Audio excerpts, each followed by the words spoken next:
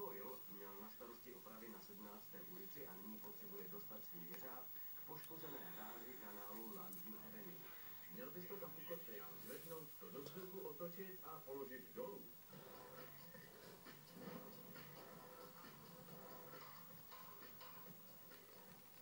Stejně jako předchozí jeřáb, i tento putuje k dalšímu místu určený na člunu. Joe ho naštěstí nemusí rozmontovat, potřebuje jen odstranit rameno a protizávaží. Dobře, to by bylo. Začnu to spouštět a vy zůstanete nahoře. Držte lana. Musíme to spustit.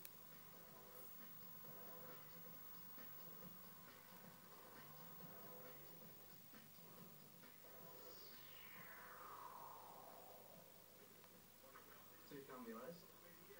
Rameno drží pohromadě těžké ocelové čepy, proto raději pozor.